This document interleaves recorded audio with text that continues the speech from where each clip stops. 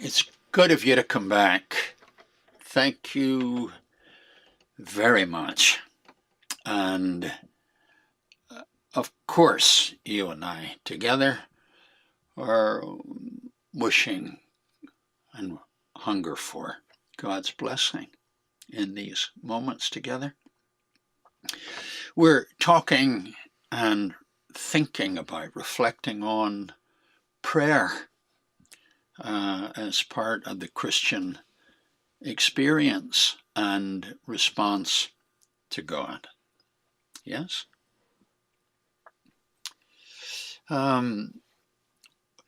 We've already said, before you ask for food or forgiveness, for guidance or protection, that Christ calls us to ask God to exalt himself, to glorify himself, to manifest his royal reign on earth as it is in heaven. I'd like to spend a few minutes on a couple of other things that this prayer stresses. Yes? Once more, this is a prayer directed to the people of God as a whole. It cannot be directed to the people of God as a whole without embracing the individuals that make up the whole. That's plain enough. We understand that. But look, there is a difference between a number of unrelated individuals and individuals who band together or are bound together as a nation. America is not just a bundle of freestanding individual citizens. America, shelving the thought of property and territory, America is a nation, a people. You don't look at an individual and say, that, she, he is America. You don't do that. Nor do you look at an individual Christian and say, he or she is the body of Christ. You don't say he or she is the holy nation. You don't say he or she is the royal priesthood. You don't say that he or she is the wife of Christ. You don't say that he or she is the house of God. You don't say he or she is the covenanted people. God in Christ doesn't save people outside of Christ and then brings them in to Christ, into his body. He saves them by bringing them into the covenant and becoming a part of the saved people. Ephesians 5 says, and he is the Savior of the church, which is his body. One of these days, maybe, we'll talk about that at length, yes? Don't be afraid of this. Don't be afraid of anything the Bible says. Now, check me out of course, check me out to see if I'm presenting the truth of the Bible rather than simply an opinion. But trust me just for now, yes? I'm satisfied beyond debate that Christians are corporately one, and that there are no freestanding individual Christians. We are Christians, one and all, together in one body. That is what Ephesians 4 tells us. One body. Yes? Moving on. The prayer is to the church of God. Everything in it, every personal pronoun other than God, who is spoken of in the opening verses. Everything is plural. Give us this day. Forgive us our trespasses. Lead us not into trial, temptation. Deliver us from evil. Forgive us our sins as we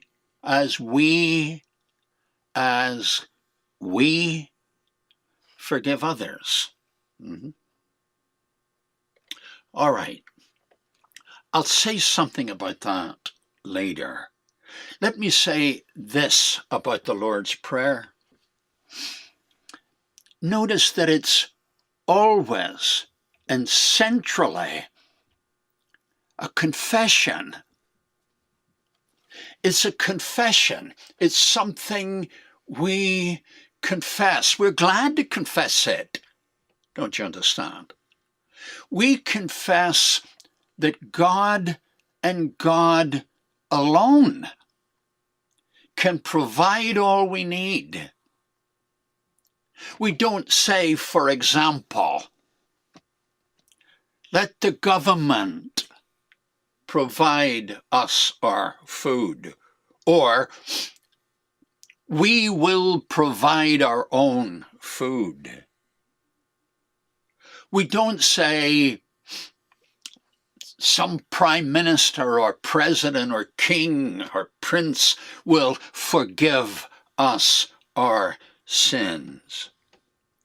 We don't think and we don't say they are not to lead us into temptation. In the prayer, it is always calling on God to give us what we need, to do for us what others cannot do.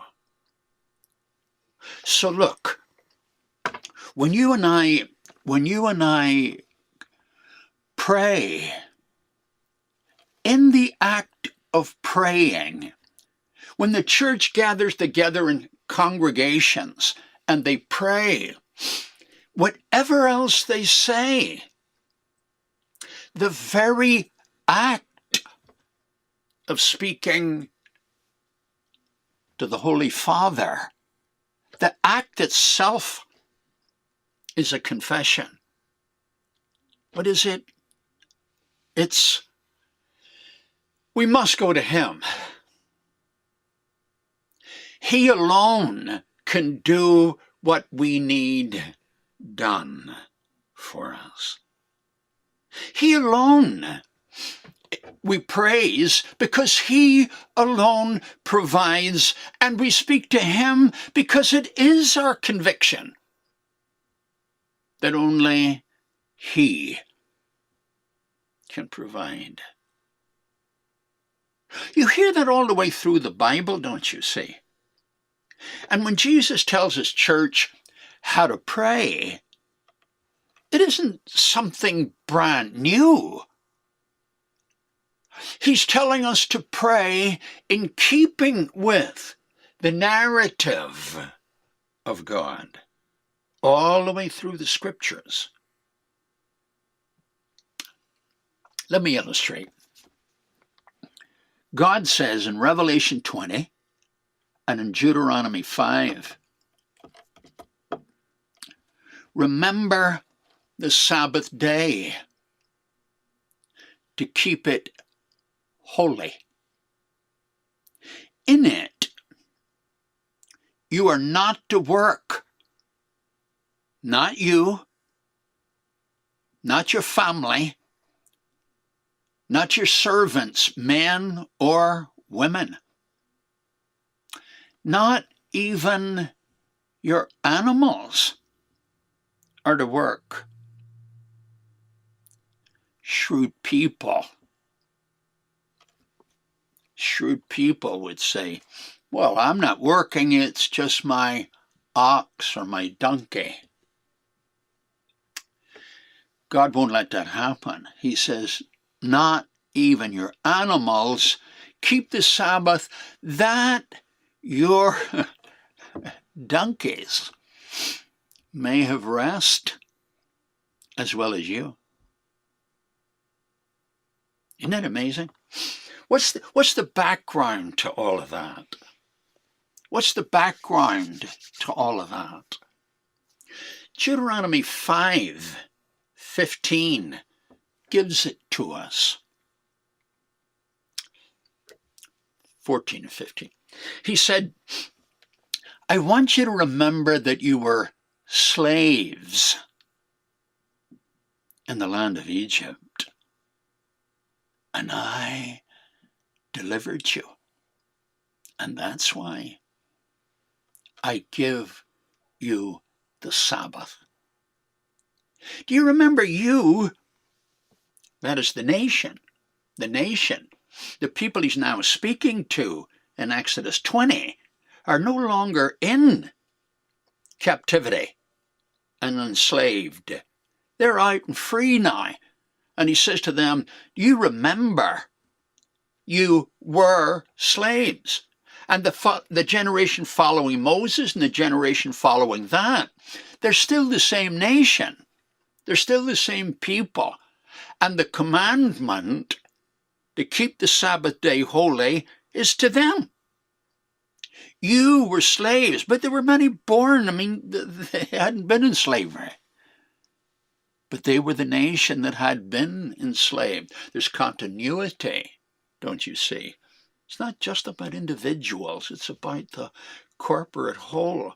But in addition to that, this is Deuteronomy 5, and it's Exodus 20.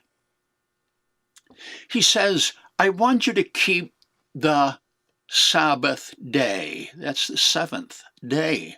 That would be the weekly day, Saturday. But it's not the same to say Saturday as it is to say Sabbath. He said, I want you to keep the Sabbath, for in 6 days the Lord made heaven and earth, and on the seventh day he rested. That's a funny expression, isn't it? As if God were exhausted or tired, and that creating the worlds wore him down and he needed a rest. That's not the point. As you well know, that's not the point at all. Why does he rest? Why does he quit? Why doesn't he, so to speak, sit down and relax? Why? You know why. Tell it to each other. Go on. Go on, tell the one next to you why. He sits down and relaxes because he has completed all that needs done. He has, and this is the important word here, yes? He has provided all that they needed. And so when the Jew worked 6 days and rested the 7th, what's he doing? What is she doing? She is storying. Isn't that a great word? I think I'll say it again. She is watch my lips. She is storying. What is she storying? She is storying the creation week. They had 6 days of work, as God had in the Genesis narrative.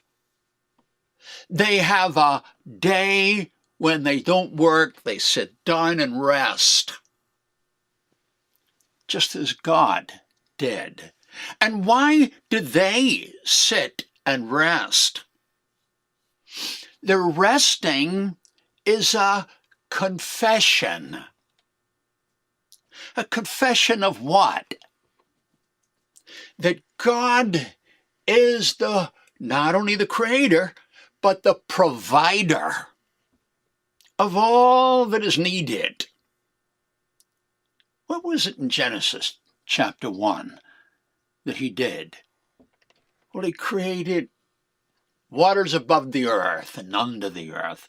He created the seas. He created the fish in the sea, the birds in the air. He created the dry land and the trees of all kinds that had their seed in them. And he made it fruitful. All that he accomplished in the 6 days, God worked. So for 6 days, what are the workers doing? What are the men and women doing when they worked for 6 days? But of course they were working for the things that they needed. Of course that. It's social and it's horizontal. But that's not the whole story about their working. They were acting as God. For the 6 days they are rehearsing God's working week. And on the 7th day, they relaxed. They rested. Had you and I been visiting an ancient Jew who didn't know any better, who didn't really understand, and we'd said to him, "You've got a lot of broken fences over there and things in the house that need fixed. How come you and your servants are sitting around there doing nothing?" He might have said, "Well, it's just a commandment God gave us. And he's God and he's allowed to give us commandments. And so that's one he gave us." That would be right. If you ask an enlightened Jew, man or woman, "Hey, how come you're sitting around here when there's work to be done? There are things that could be fixed. Your animals over there are sitting in the shade lazy." They could have said all those things to an enlightened Jew, male or female, and he would have said, "You got a couple of hours? Sit down. Let me tell you a story." And he would have told a story about God right out of the Genesis narrative. And he would have said, "You know what our rest means?" Beyond, of course, liberation from Egypt, I'm particularly interested now in God as the creator and provider. He would have said, "You know why our animals get rest? You know why we get rest? We are rehearsing God's week." He worked 6 days Let me talk to you about the Creator. And he would talk from Genesis chapter 1, how God fixed this place as a part of the whole creation, the earth, and of course the skies as well, of course. But the earth is the theater of God's glory. Isn't that a great thought? I got it from John Calvin. The earth is where God shows his glory, as he does in the heavens. Psalmist said, when I consider the heavens, the work of your hands, the stars, everything, just your finger work.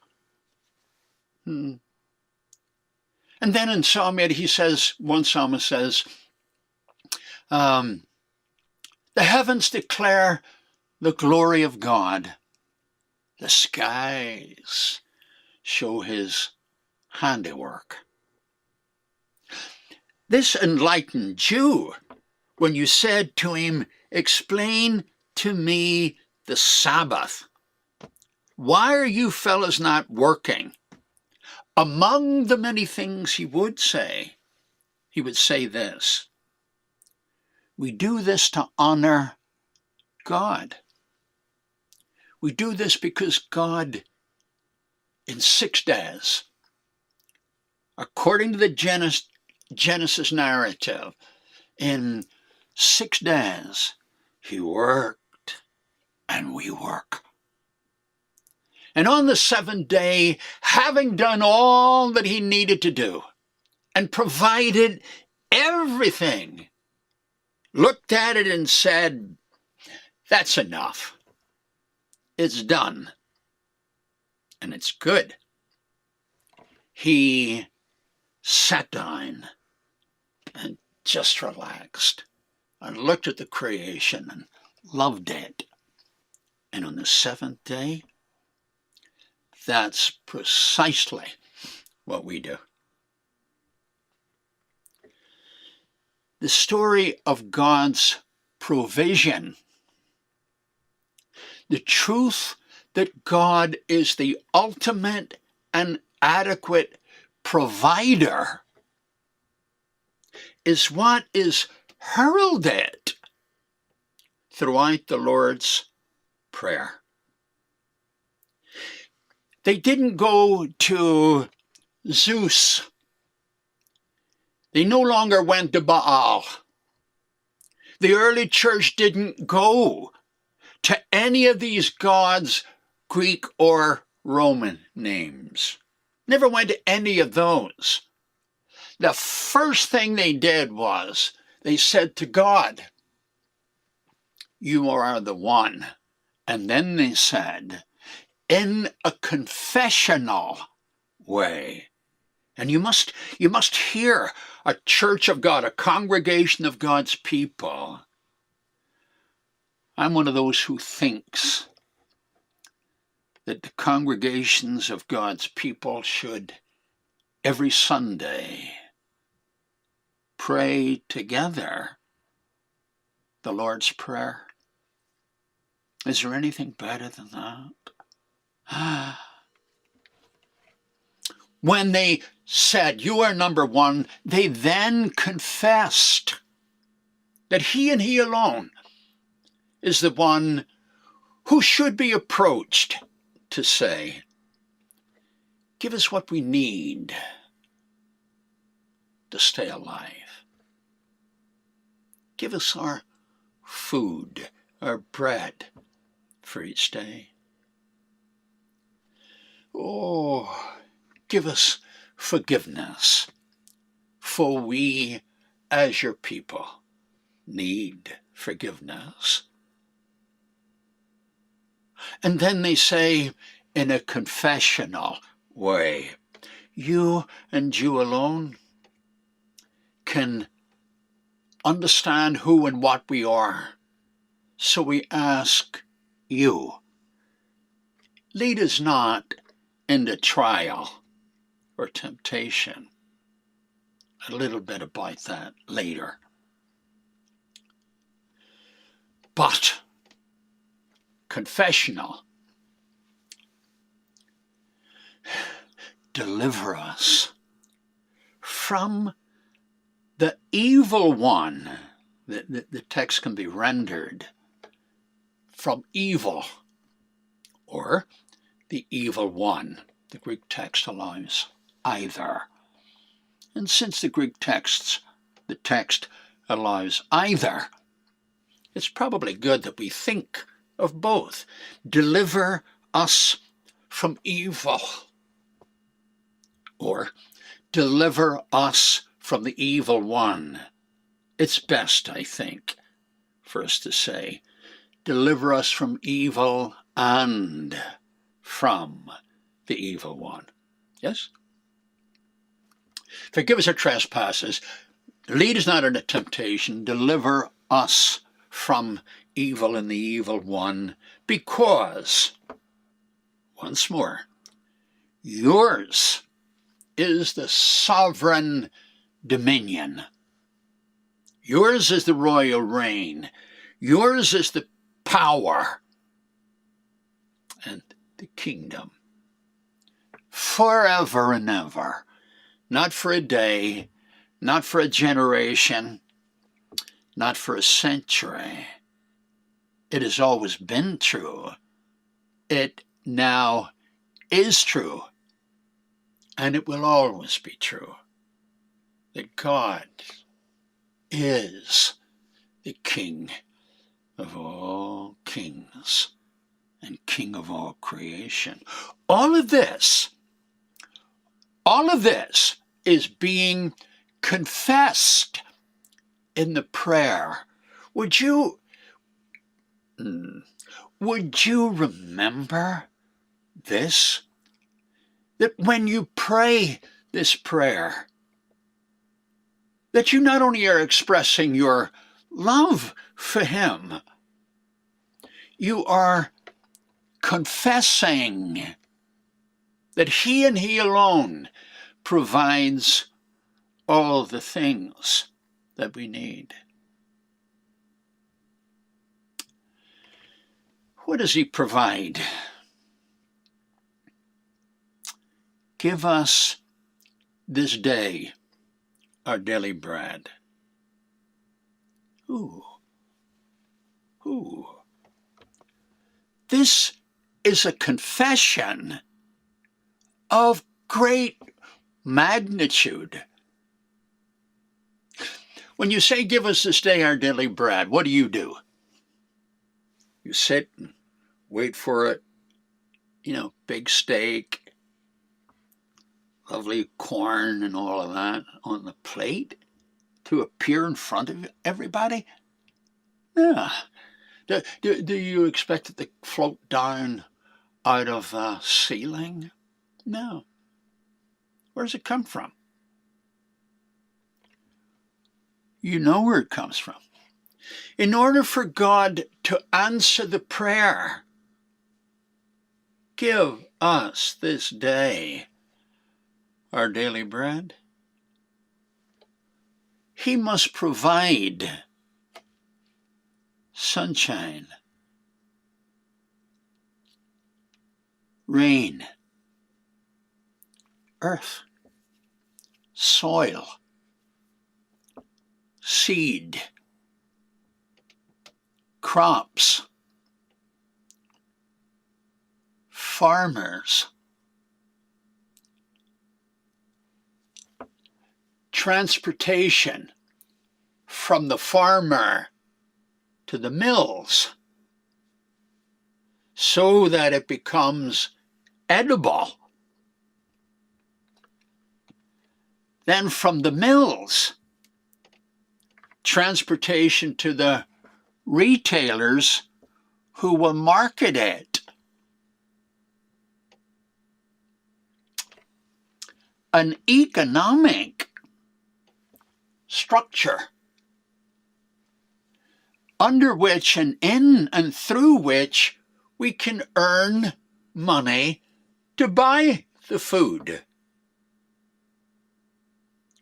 A job that we can earn the money to buy the food under an economic situation.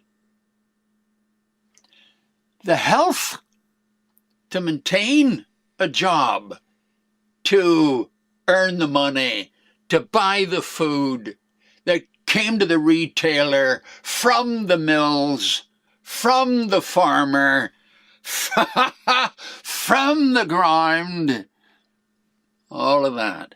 When you ask, give us this day our daily bread, it's confessional. What does it confess? That God and God alone can answer that prayer. And for those who are unwell, who are currently unemployed or even unemployable, we are given by God what we need to be alive in the world, to share with those who don't have. That's a little bit beyond what the text is dealing with, but you know it's true. Matthew 25, yes? So, what is the prayer up to what we've said? 1, it says, God and God alone is center. His will and His will alone is first. His glory and His glorification alone is center. We are to seek first the reign of God. And then it is confessional. We say to God in just the first request, you provide, you and you alone. So we come to you and to no one else. And we ask you for what is required to keep us alive. For what purpose? That, of course, we might rejoice and be happy and thank you for what you give us. That is important. But we ask first that you exercise your royal sovereignty. And if in the course of exercising it, we don't get our food and we die, as many have down the centuries, we will remember that had He needed us to stay alive, to further the aspects, the good aspects of His kingly reign, He would have provided. First we ask, please be our number one. And then we say, provide for us according to our needs, that we might indeed further and serve your kingly purposes. Thank you for being with us. We do hope that you come back again. Will you do that? Invite a friend, maybe. Okay? God bless you.